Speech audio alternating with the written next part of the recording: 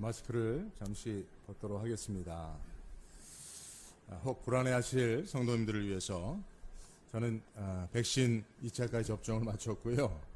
또 한국에 들어와서 코로나 검사도 받고 음성 판결을 받아서 여러분들 크게 불안해하지 않으셔도 될 것 같습니다. 우리 담임 목사님, 사랑하시고 존경하는 담임 목사님과 마이크를 함께 공유하는 것을 우리 성도님들 혹시 염려하실까 싶어서 불안해하실까 싶어서 말씀드립니다. 사실 우리 마음이 많이들 불안한 것 같아요.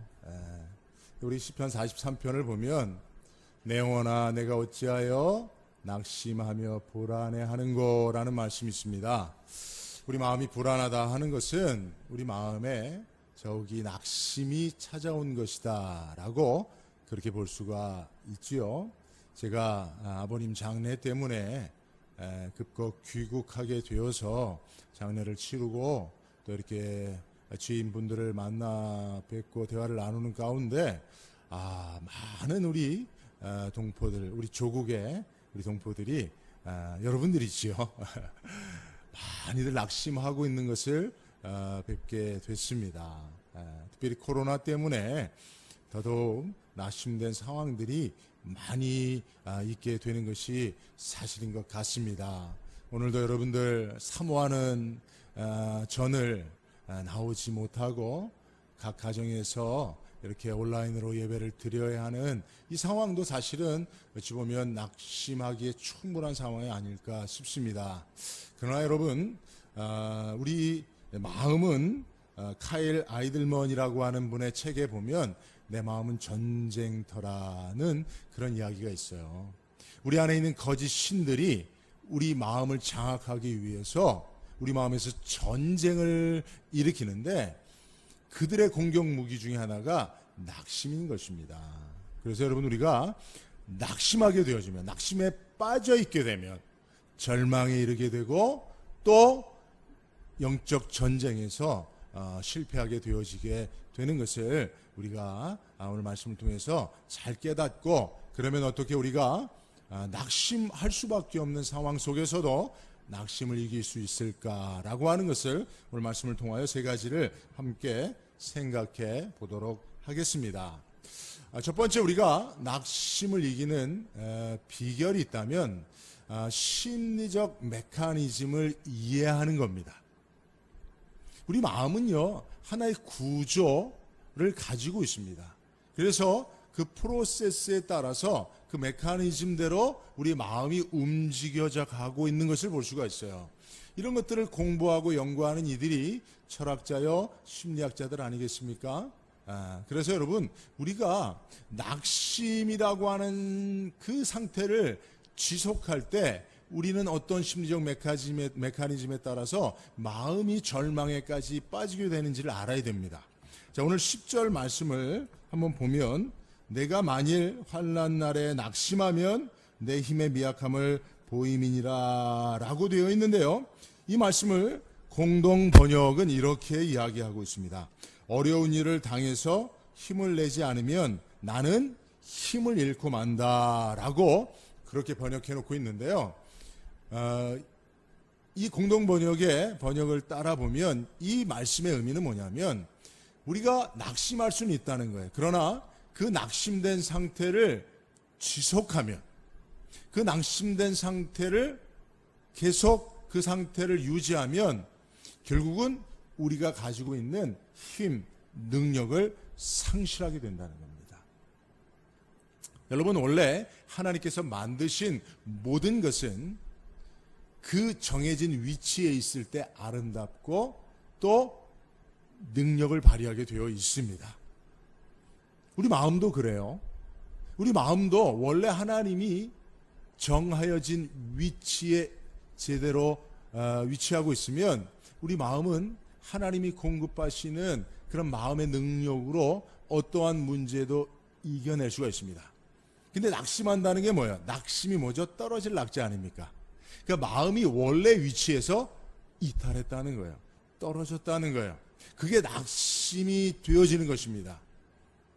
그런데 문제는요, 낙심이 되어질 만한 상황이 문제가 아니라 그 낙심이 되어질 만한 상황 속에서 우리 마음이 원래의 위치에서 이탈하면 그 다음에 우리는 가지고 있는 힘을 잃어버리게 된다는 거예요. 그래서 어찌하든지 우리는 사실은 낙심하지 말라라고 하는 하나님의 말씀은 너희가 낙심된 상태를 지속하지 말라라고 하는 뜻입니다. 덴마크의 유명한 우리 예수님을 믿는 그런 기독교 철학가의 대표적이라고 할 수 있는 키에르케고르가 죽음에 이르는 병이다라고 하는 그 책에서 절망에 대해서 이렇게 얘기를 했어요. 제가 그 책의 내용을 한번 읽어드리겠습니다. 어떠한 상황에 절망하는 것은 진정한 절망이 아니다. 절망의 시작일 뿐이다. 의사가 병에 관한 이야기를 들려주는 것처럼 절망은 마음에 있는 의견을 들려주는 것뿐이다 라고 이야기했습니다. 예. 우리의 마음과 심리를 오랫동안 연구한 기독교 신앙을 가진 위대한 철학자의 진단이 아닐까 싶습니다. 그러니까 그 키에르케고르는 이렇게 얘기하는 거예요. 우리 마음속에 낙심, 절망이 찾아오면 그것을 그냥 하나의 의사의 진단으로 받아들이라는 거예요. 진단일 뿐이라는 거예요. 여러분 생각해 보십시오. 우리가 콧물이 나고 기침이 나서 병원에 갔어요. 의사가 정진기를 대보고 열을 재보고 또는 맥박을 이렇게 재보고 그리고 당신은 감기에 걸렸습니다 라고 진단하잖아요. 여러분 그러면 우리가 어떻게 합니까? 그 다음에는 내가 감기 걸렸으니까 좀 잘 먹고 푹 쉬어야지. 그러면 감기를 이길 수 있는 거예요, 누구나. 그러나 내가 감기에 걸렸다니 난 죽겠구나 하면 죽는 겁니다, 감기로도. 그러니까 여러분 낙심이나 절망이라고 하는 것은 이와 같은 거예요. 우리 삶에 얼마든지 낙심할 수 있습니다. 여러분 코로나는 얼마든지 우리의 삶을 낙심케 할 만한 그런 사안이지요. 그러나 여러분 이것을 그냥 하나의 진단으로 받아들이십시오. 그리고 그 다음에 우리가 이 낙심된 상황을 어떻게 극복할 것인가에 대해서 생각하면 되는 거예요. 그죠? 여러분 지금 우리 삶을 낙심케 하는 많은 일들이 여러분들의 삶에 찾아올 수 있습니다. 아니요, 우리가 원치 않아도 얼마든지 그런 일들은 우리 삶에 자주 찾아옵니다. 지금 우리 전 세계가 코로나로 말미암아 다 낙심될 만한 상황 가운데 빠져 있다라고 볼 수 있습니다. 그러나 여러분 이것은 하나의 진단일 뿐입니다. 여러분들이 더더욱 여러분들의 마음이 원래의 위치에서 떨어지지 않도록 붙잡을 수 있기를 바랍니다. 그러면 능히 어떠한 낙심될 만한 상황 속에서도 이 코로나 상황 속에서도 승리하게 되어줄 줄로 믿습니다. 자, 그럼 두 번째, 그러면 어떻게 우리가 마음을 떨어뜨리지 않고 붙잡을 수 있느냐는 거예요. 그것은 우리가 마음이 낙심됨으로 우리가 가지고 있는 능력이 상실된다라고 하는 사실을 깨닫고 우리가 어찌하든지 낙심하여 우리의 능력을 잃어버리지 않는 이유를 찾아내면 되는 거예요. 이유를 찾아내면 되는 거예요. 그죠? 그래서 여러분 11절 말씀이 이것을 우리에게 가르쳐주고 있어요. 여러분 오늘 잠언 말씀에는요.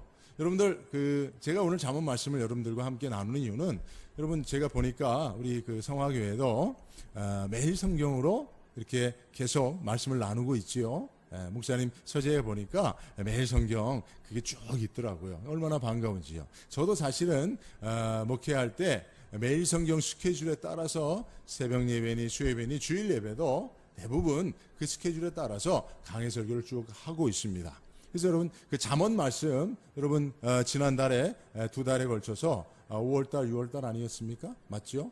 그때 여러분 잠언 말씀을 한번 쭉 보셨을 겁니다. 저도 그 가운데 이 잠언 말씀을 가지고 설교를 이렇게 한 경험이 있는데요. 여러분 이 잠언 말씀 안에도 하나님의 논리가 있어요.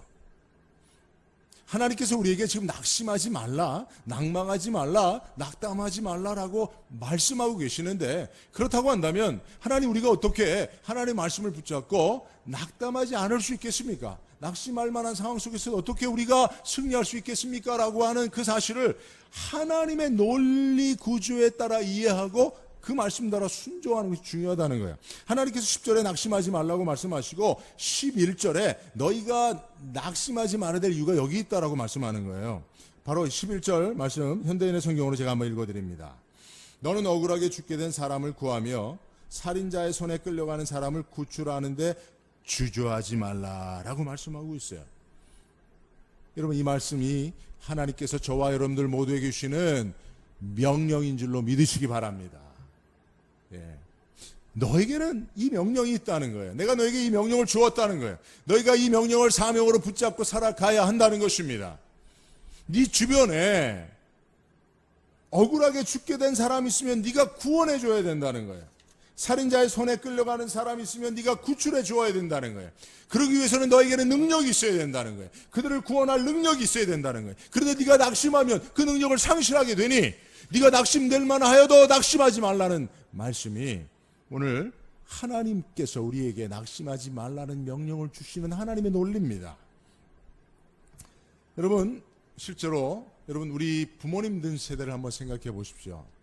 제가 섬기는 미국 안디옥 교회에는 연로하신 성도님들이 많이 계십니다.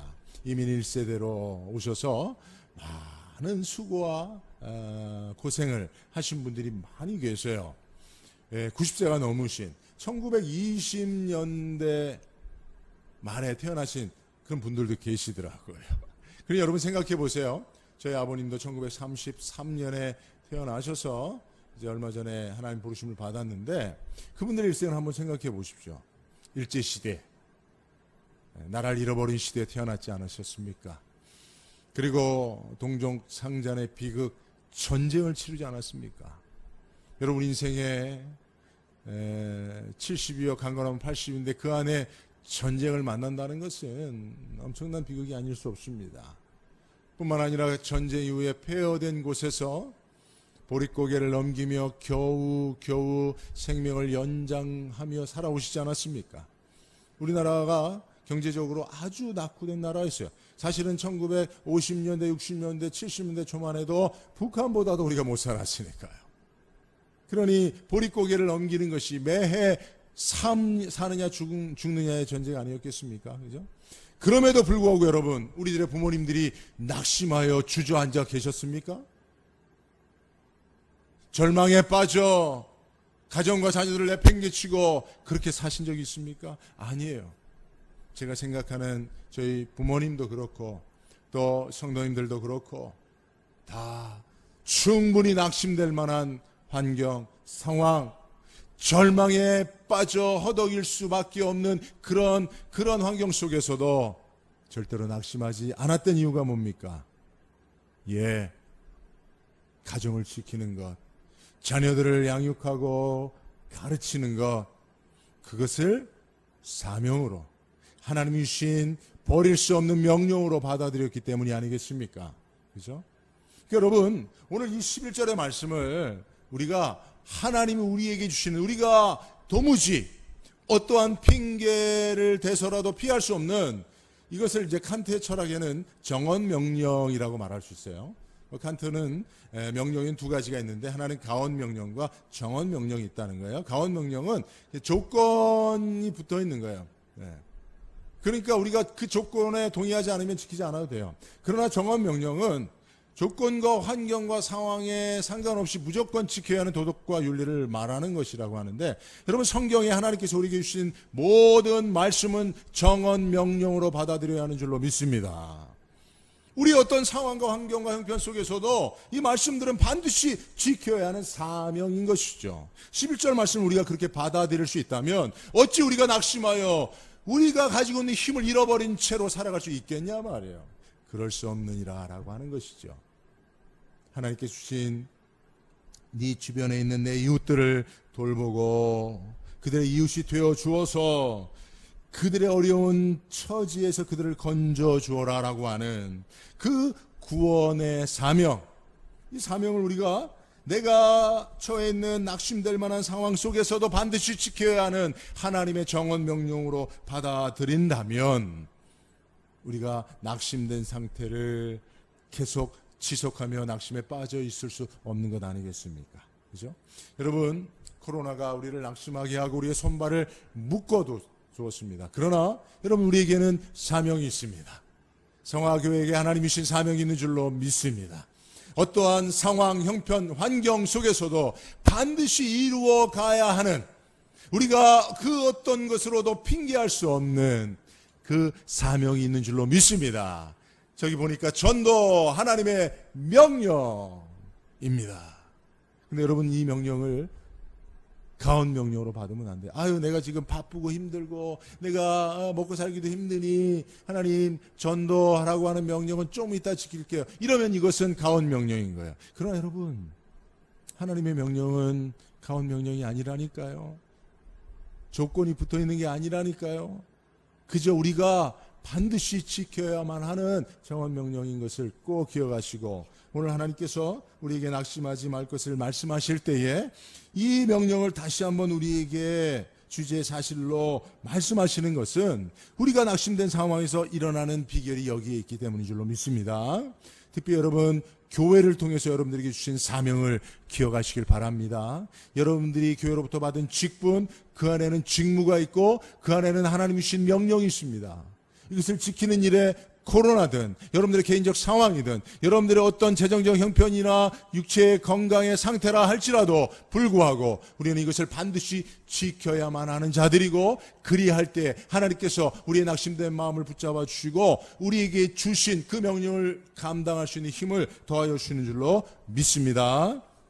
이것이 두 번째, 우리가 낙심될 때 꼭 붙잡아야 될 하나의 말씀이고요. 자, 세 번째 말씀드립니다. 우리가 낙심되어질 만한 상황 속에서도 낙심을 이기고 승리할 수 있는 비결은 세 번째로 하나님이 도와주시기 때문인 줄로 믿습니다.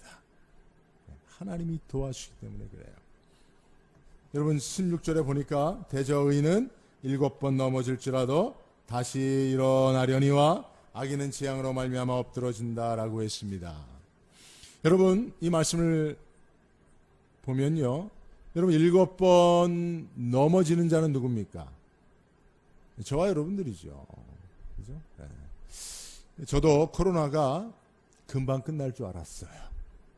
네. 코로나가 처음 왔을 때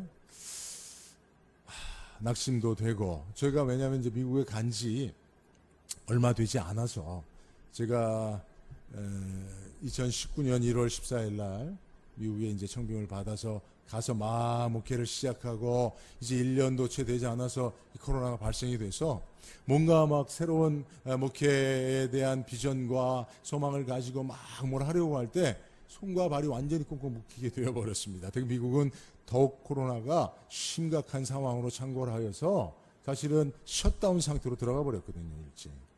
그래서 교회 아예 모이지도 못하게 하고 가게들은 문을 다 닫아버렸으니까요. 그러니까 누구를 만날 수도 없고 옴짝달싹할 수 없는 거예요.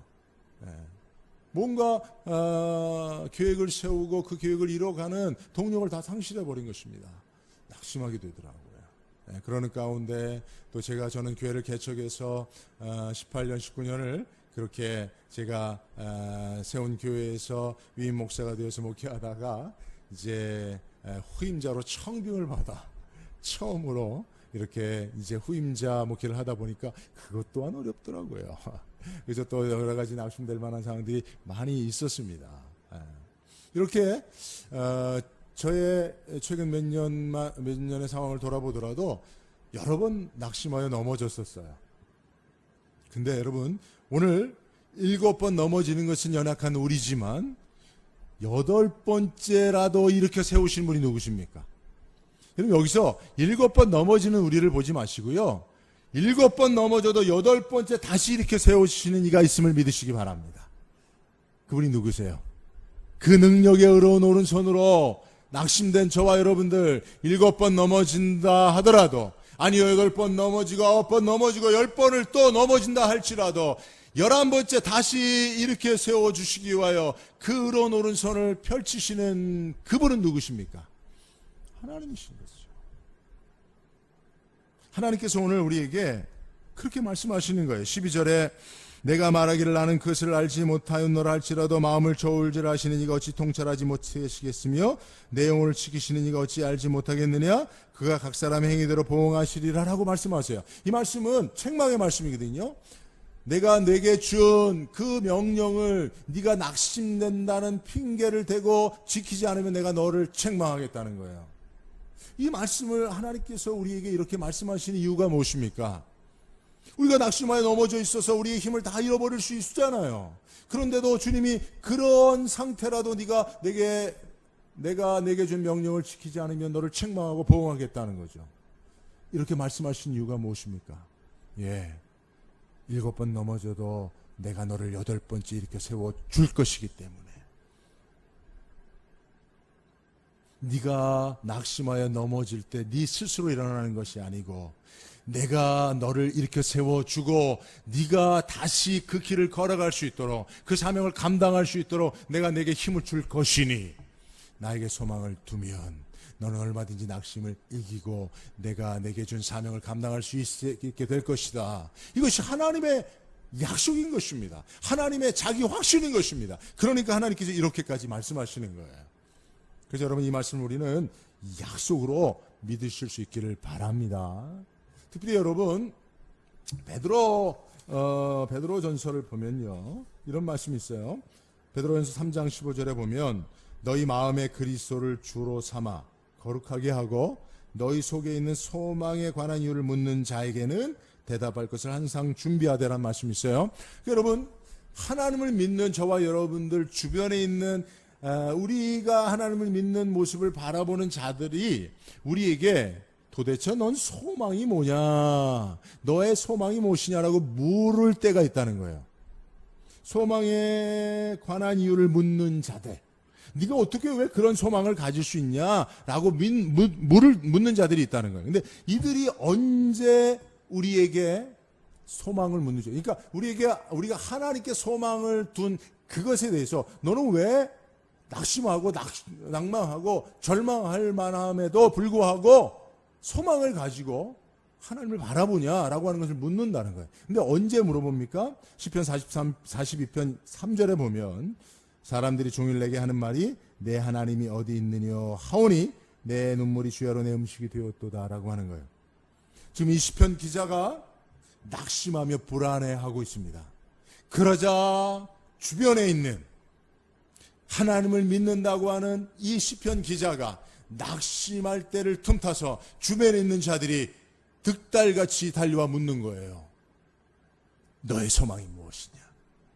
내가 말하는 그 소망의 하나님이 어디 있느냐라고 묻는다는 거예요.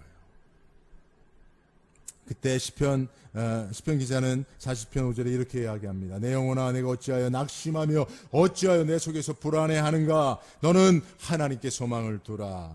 그가 나타나 도우심으로 말미암아 내가 여전히 찬송하리이다. 할렐루야. 그때 우리는 우리의 소망이 하나님께 있고 그분이 내가 7번 넘어져도 8번 다시 일으켜 세우시는 소망이 하나님이신 것을 증거할 수 있다는, 간증할 수 있다는 거예요. 여러분, 전도도 중요한 것이 타이밍이에요. 그죠? 전도도 중요한 게 타이밍입니다. 한 사람이 하나님의 부름을 받고 예수 믿어 구원에 이르는 데에는 하나님이 부르시는 절호의 그 시간들이 있어요. 기회들이 있어요. 타이밍이 있어요. 우리가 그 타이밍을 어떻게 받는지 아십니까? 발견하는지 아십니까? 바로 이런 때예요. 여러분, 하나님을 믿는 우리가 낙심되어질 만한 상황 속에 낙심되어질 때, 누가 보더라도 저가 낙심될 만하구나라고 여겨질 그때 그들에게 우리는 소망의 하나님을 전할 수 있는 절호의 기회를 얻는다는 겁니다. 여러분, 그렇기 때문에 이 코로나 이 상황은 절호의, 저는 전도의 기회라고 믿습니다. 모든 사람들이, 모든 직종에 있는 사람들이 다 낙심되어질 만한 상황 속에서도 어찌 교회는, 어찌 성도는 우리와 다른가? 저들은 어찌 소망을 붙잡고 있는가? 저들은 어찌 힘을 내고 있는가? 저들은 어찌 더욱 더 사명을 감당하고 있는가? 그들의 소망이 무엇인가? 라고 하는 그런 질문을 가지고 우리를 바라볼 때에 우리가 이번 기회에 정말 우리를 7번 넘어져도 8번 이렇게 세우시는, 우리를 도우시는 소망의 하나님을 잘 증거하는 저 여러분들 될 수 있기를 바랍니다. 네, 말씀을 맺도록 하겠습니다. 제가 여러분들 앞에 이렇게 설 수 있게 되어진 데에는 지난 한 2주 전에 아버님께서 갑자기 하나님 부름을 받고 소천하셨어요. 6월 27일 날 제가 급거 귀국했습니다. 사실은 아버님이 폐암 말기라고 하는 판정을 6월 중순쯤에 받으셨다는 소식을 형제들로부터 들었어요. 그런데 제가 외아들입니다. 아버님이 특별히 또 유교적인 전통 가운데 자라신 분이라 아들을 그렇게 또 좋아하셨어요. 제가 한국에 있는 동안에는 거의 매주 찾아뵙고 또 집에도 모시기도 하고 또 집 근처에 집을 얻어서 매일 같이 식사를 함께 하면서 이렇게 가까이 지냈지만, 제가 하나님의 부름을 받아 미국에 가면서부터는 늘 그리워만 하셨습니다. 최근에도 언제 들어오니 아버님 그 코로나 때문에 제가 자가 격리를 해야 해서 사실은 격리가 면제되면 들어가겠습니다. 근데 7월 1일 날 격리가 이제 면제될 수 있는 기회가 생겼잖아요. 해외에서 백신을 맞은 분들에 한해서 격리를 면제시켜준다는 정부 방침이 이제 6월 달에 6월 중순쯤에 있어서 제가 그때 들어가겠습니다 했는데, 마침 그쯤에 아버님이 이제 폐암 말기라고 하는 소식이 전해진 겁니다. 제가 하나님 앞에 기도하면서 가슴을 쓸어내릴 수밖에 없었습니다. 아버님은 빨리 얼굴에도 뵙기를 원하는데 저는 들어오면 격리하게 되고, 또 병원에 계시면 사실은 격리 2주가 끝나도 병원에서 받아주지 않더라고요. 제가 작년에 들어와 보니까 병원 진료가 거의 한 달이 지나서야 병원 진료를 볼 수 있게 해주더라고요. 그러니 중증 환자로 병원에 계신 아버님을 제가 격리 면제를 받지 않고 들어와서는 제대로 볼 수 없는 이런 상황이 정말 낙심되고, 그렇다고 또 교회를 내팽개쳐 두고 그저 무한정 들어와 있을 수도 없는 상황이고, 이러지도 저러지도 못하는 상황 가운데 너무나 마음이 낙심되고, 그래서 새벽마다 눈물로 기도할 수밖에 없는 가운데 제가 하나 이렇게 기도했어요. 하나님, 제발 아버님 생명을 좀 붙잡아 주시고 제가 7월 달에 격리 면제서를 받고 들어가서 배울 수 있도록 그때까지 좀 붙잡아 달라고 그렇게 기도를 했습니다. 근데 그건 저의 시간표였던 거예요. 하나님의 시간표는 아버님을 좀 일찍 천국으로 부르시는 것이었습니다. 근데 지나고 보니까 하나님의 시간표가 맞아요. 우리는요, 우리가 가지고 있는 계획이 무너질 때 낙심합니다. 우리가 짜놓은 시간표대로 계획대로 움직여지지 않을 때 낙심하고 절망이 됩니다. 제가 아버님 이 문제 앞에 그래서 많이 낙심하고 울면서 기도할 수밖에 없었어요. 근데 지나고 보니까 하나님께서, 사실 폐암 말기는 엄청난 고통이 있거든요. 저도 목사로 암 환자들을 많이 위해서 기도하고 또 인정에까지 이르는 과정들을 겪은 적이 많이 있습니다. 폐암 환자들이 특히 말기암 환자들이 엄청난 고통 가운데 신음하면서 주변의 가족들과 함께 고통하면서 그렇게 이제 소천하게 되어지는 과정을 밟게 되어지는데, 하나님은 그런 고통에서 저희 아버님을 일찍 건져 주신 거예요. 저는 조금만 더 내가 들어가서 아버님 배울 때까지만 조금만 더 그렇게 기도했지만, 정말 하나님의 사랑과 섭리는 저희 아버님이 말기암이었지만 큰 고통 없이 오랜 투병 생활로 고통하는 일 없이 일찍 하나님께서 예비하신 천국으로 인도해 가시는 것이었습니다. 제가 장례 일정을 마치고 또 그 모든 과정을 뒤돌아볼 때 이 사실을 깨닫게 됐어요. 그렇구나. 우리의 계획에는 소망이 없다. 우리의 바람과 계획에는 사실은 거기에 소망을 두면 우리는 낙심할 수밖에 없습니다. 그러나 우리를 구원하시고 우리의 삶에 동행하셔서 당신의 인생의, 우리를 향한 인생의 계획표대로 우리를 인도하시는 하나님께 소망을 둔다면, 우리 눈앞에, 우리 눈으로 볼 때는 낙심될 만한 상황이라 할지라도 하나님께 소망을 둔 자를 하나님께서 반드시 소망의 항구로 인도하여 주신다는 사실을 여러분 말씀을 통해서 꼭 믿으시고 오늘 여러분들 이 예배를 통해서 혹 여러분들의 삶에 찾아온 낙심될 만한 상황 속에서도 다시 한번 소망의 하나님 붙잡고 승리하실 수 있기를 주의 이름으로 축복합니다.